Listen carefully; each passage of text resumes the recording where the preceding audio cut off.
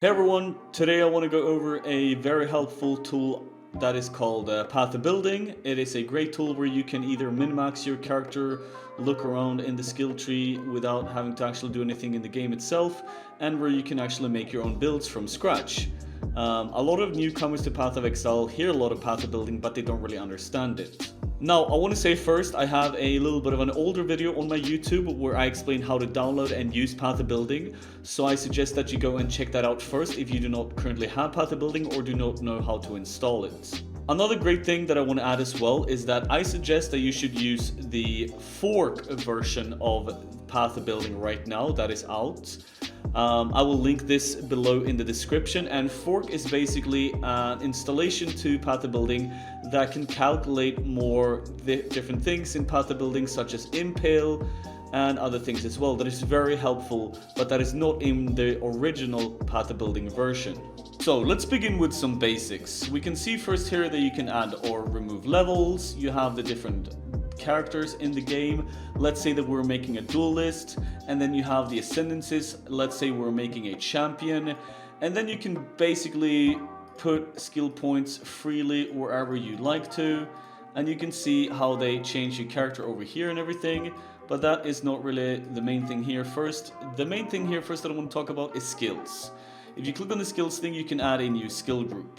And let's say that we're going to play with Cyclone, for example. Now you have a Cyclone gem here that is level 20. You can add quality as well if you want, and it is enabled. You can see here how many stages you have, and different skills have different stages that is going to increase your overall DPS. But the main thing that we're going to look at right now is that we have Cyclone, and we can see the total DPS.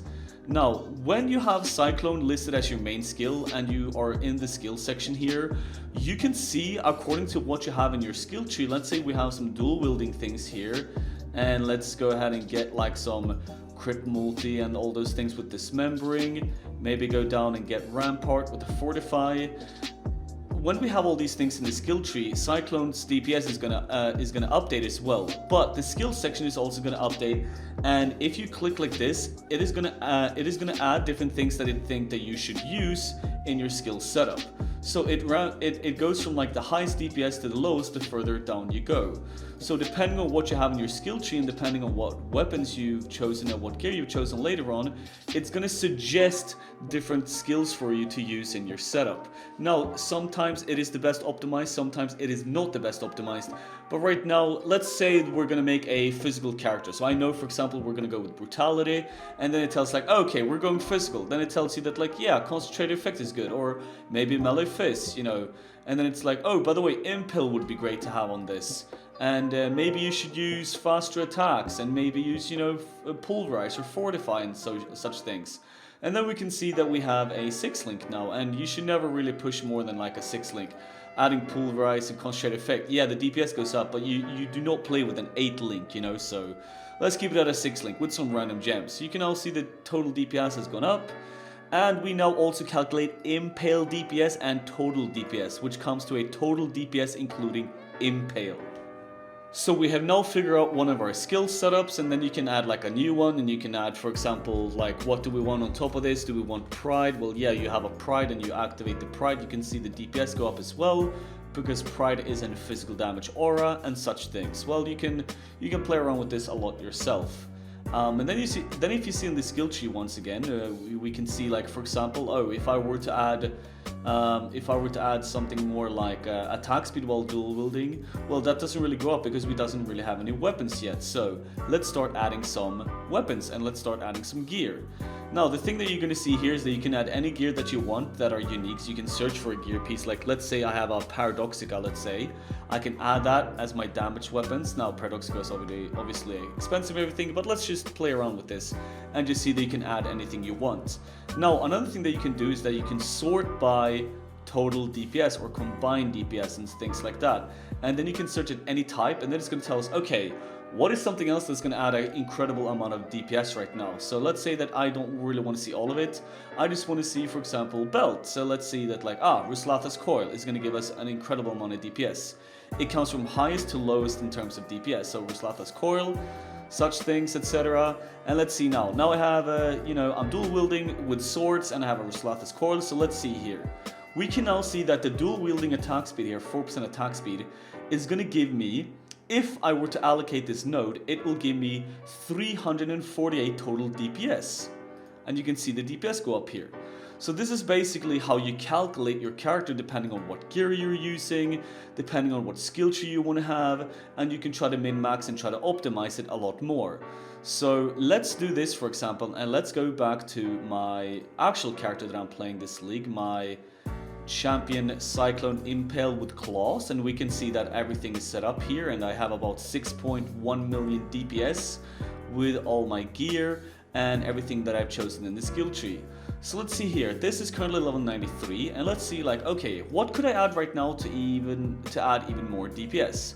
So a lot of people ask me like, hey man, shouldn't you try to get like the attack speed ones here and everything? And I'm like, yeah, you know, well, that's doable, or maybe steadfast and everything. But then you gotta tell yourself, how many skill points am I using to get there, and is it really worth it? So let's say I use 1, 2, 3, 4, 5. That makes my character level 98, and 98 is a hard thing to reach. But you can see that the DPS have gone up a lot, 6.58 instead of 6149. Instead I have 6581, so that's a good DPS increase. You know, that's about 400k, right? You can also see, if you hover over one of these, you can see allocating this node and all nodes leading to it will give me 431 total DPS including Impale, or allocating this node alone will give me 260k DPS. So yeah, of course, spending 5 points is going to be a good DPS increase here. Yeah, this is 5 points as well. Doesn't matter if you go here or if you go through here, it's still 5 points. And it gives me the same.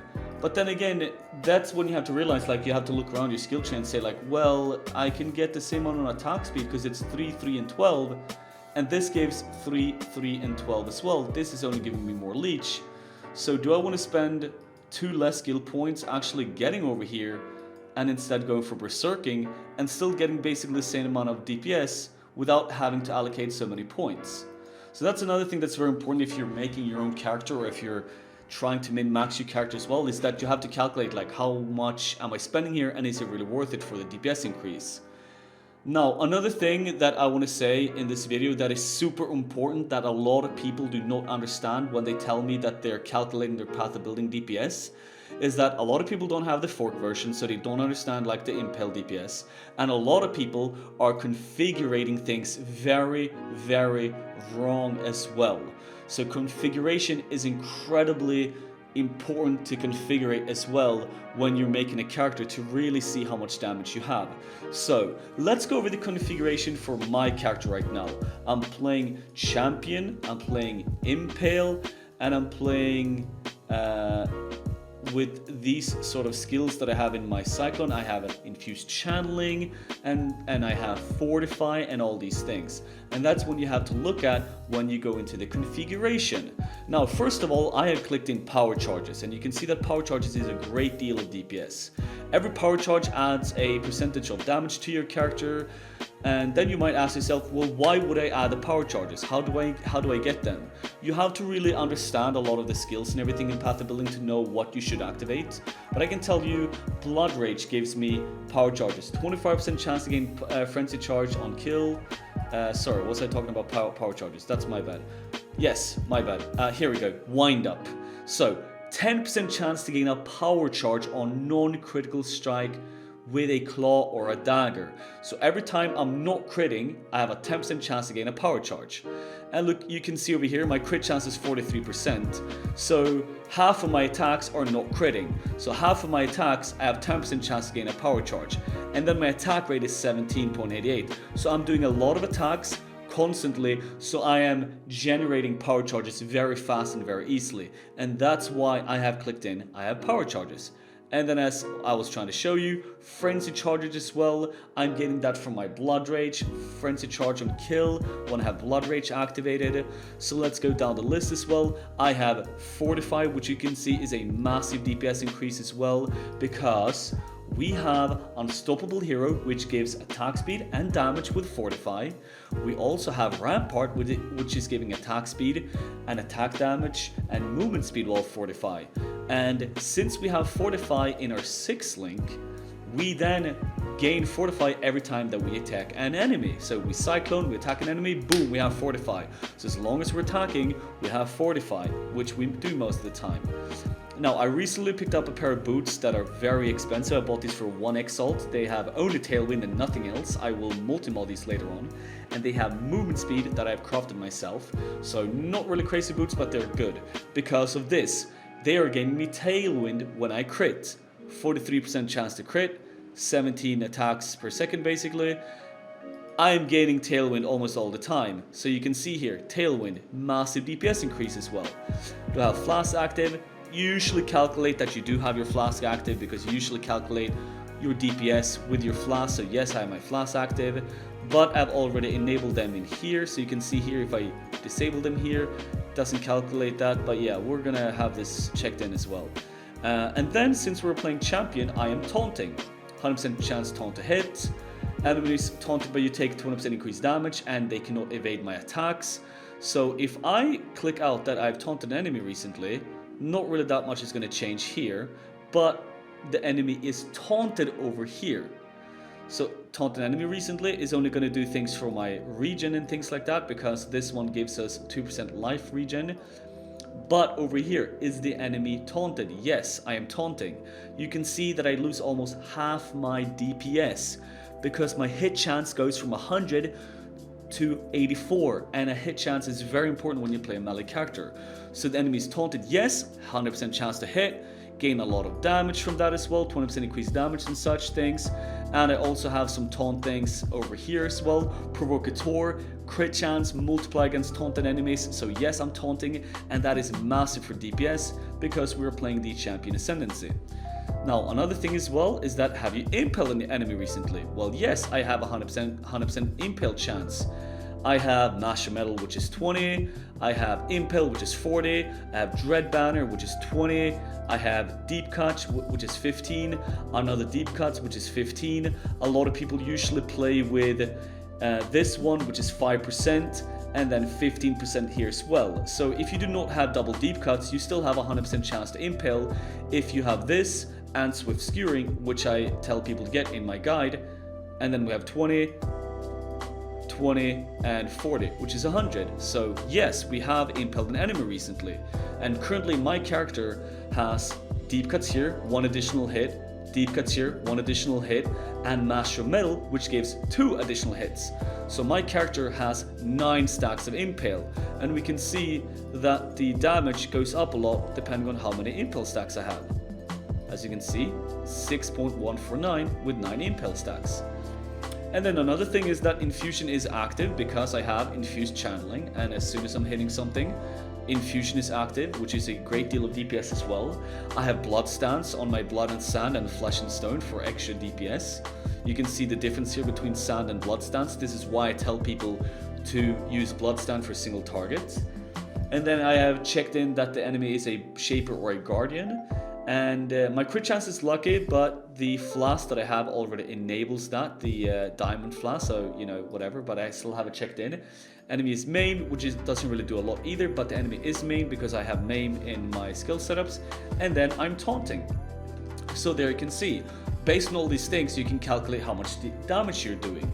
So for example, if I were to use a, let's say, Awaken melee physical damage, you can see here that Awaken melee physical damage gives us a little bit more DPS instead of the normal melee physical damage.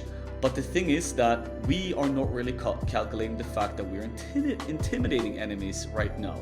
So you can see the DPS went up by like 200k, which isn't really a lot for a gem that costs you so much money, until you check in, is the enemy intimidated? And that's when you see major DPS boost. So you can see all these different things. Depends on how much damage you're doing and all that stuff.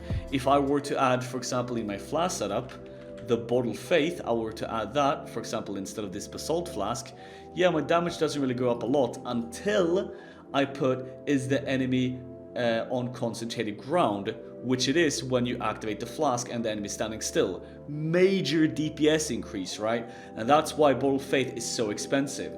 So based on all these things, this is how you calculate different characters.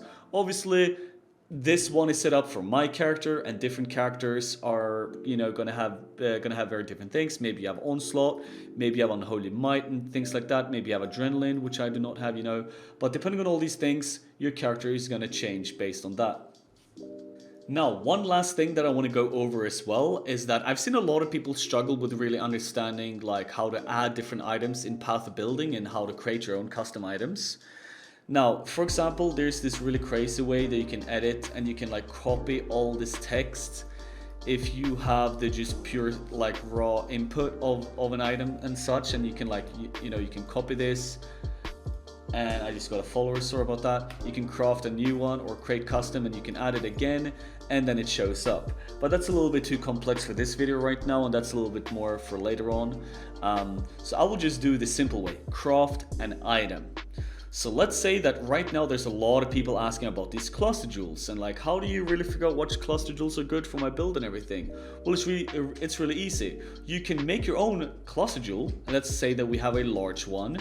And you can look and be like, okay, so I have a dual wielding one. So you pick the dual wielding, then you can choose how many passives is on it. Maybe you have 9 passives, for example.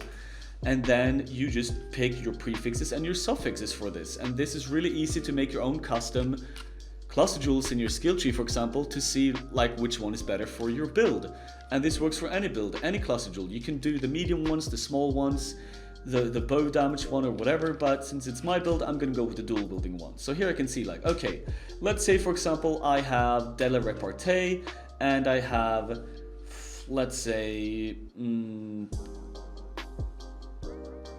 yeah, I guess this is one here for me to go is like Fuel the Fight or something. And then on top of that I also have something like Martial Prowess. It is now called New Item Large Cluster. You can also edit that before you make it, I think. But yeah, we're just gonna add this one here, boom. So let's say that I would have another cluster jewel, because I don't really want to screw up things here, it's too messy. So let's say I would actually have this one. Obviously, level 102 is not possible, but we're just doing this to show you. So I have this one here right now. So I go to items, and I add this new one that we have here at the bottom, de la Repartee, Fuel the Fight, Martial Prowess, boom. I now added that, and now you can really look how much DPS does each individual node actually give me if I had this jewel. I have 8.4 million DPS if we have the Ball of Faith and all that stuff, but whatever. So let's see here. De la Repartee, if I look only, allocating this node will give you 432,000 total DPS, including Impale. That is actually pretty nice. And let's look at Martial Prowess then. 416, and Fuel the Fight would be 473. Now, one thing that I want to say though is that damage while leeching is not really properly set up for our build. It thinks that we're leeching all the time, but we're not. So that's one of the things about Path of Building. Sometimes it does not get everything right. So I would not say that Fuel the Fight is the best here, because we are not leeching all the time. But Martial Prowess, you can see 416, and de la Repartee 432 is absolutely incredible. So depending on like what you have and everything and what you want to do in your skill tree, you can easily add your own items. For example, lately I've been toying with the idea of like, oh, how would it be if I had a chance to deal double damage while using Pride 1? So I go to Watcher's Eye here. I go to Watcher's Eye, double click it, and then I can edit like, okay, what if I bought a double damage Pride 1? The Theology I don't really care about. I only care about the double damage while having Pride. So yeah, I have that. I add it to the build. And let's say that I want to put it in this slot instead. I'm going to swap out the attack speed, the life, and the fire cold rest, and I want to add double damage Pride instead. So I need to find that specific jewel in my skill tree, and I can see that this is the one. It highlights the one in the skill tree here when I hover over it, and I can see that. Alright, so I go down and I put Watcher's Eye. So right now I have 8.8 million DPS, and if I put the Watcher's Eye in here, I will get 9 million DPS, so that's a 200k DPS increase. So then you gotta ask yourself, is 200k worth it for the price of this Watcher's Eye? Well, yeah, maybe if you're absolutely going min-max, but I probably wouldn't spend the money to get this Watcher's Eye right now, as I feel like, well, 8 million DPS is like more than enough anyway. If I had like all these crazy items, you know, Ball of Faith and all that stuff. But like, yeah, like, okay, that is how much it adds if I swap it out for that other one, and you can just calculate your character by doing these sort of things. And yeah, obviously now I have the Wasp Nest and the Bloodseeker, and it's still showing 9 million DPS and all that stuff. And that's why a lot of people have been asking me lately as well about like, hey Burger, how do I really increase my DPS by adding a rare weapon? So let's say that we're gonna add a rare, or is it claw? And let's say that we go with an Imperial Claw. So for you to actually gain any form of DPS here, we need to look like, what do you have on this bad boy? Let's say first of all that you have flat physical damage, and then you can like put in like how much you have. So let's say like 16 to 32 is pretty normal if you have like a pretty good one. And then we also want to add increased physical damage percentages, and let's say like you have, you know, 126 and all that stuff, and you can have another prefix, but let's just like drop that for now and let's just add suffixes. As you can see, we have 272 DPS, physical DPS on this one right now, compared to the 252 DPS Wasp Nest, but it's still not really a DPS increase. You see here, equipping this item in weapon 1 will give you actually lower damage. So like, why is it giving lower damage? A lot of people are struggling with this right now, not understanding like, man, my physical DPS weapon is better than Wasp Nest, why isn't it telling me that it's better? I think it has to do with the crit chance of the Wasp Nest and the attacks per second. So let's try to add things like that. Let's try to add a good amount of crit chance that we have here on the suffix. Let's add crit chance, and let's add like 30%. And you can now see that we're gaining up on like the actual amount of total DPS that we're gonna add. And then let's add like a good amount of attack speed. So let's say that we have like 20% attack speed.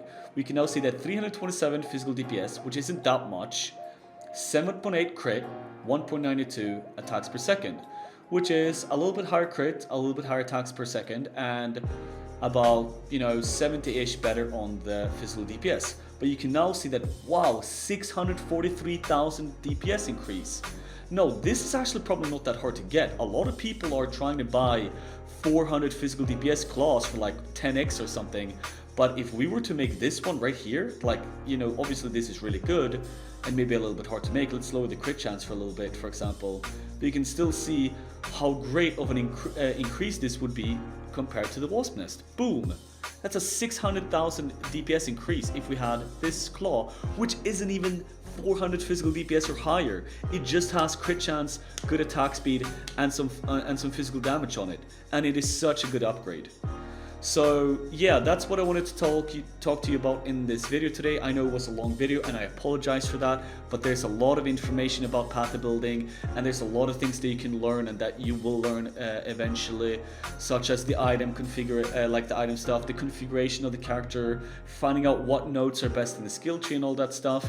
And then of course you have like stats, you have your assists over here, you have your life and everything that you can see, like when you add levels, or if you add life nodes here, you can see how much your life goes up. But yeah, I just wanted to make a, you know, somewhat quick video explaining the most important things of path building. So thank you very much for watching this video. I hope you learned a lot, and if you need any help with any build or any character that you're doing, I will do my best to help you.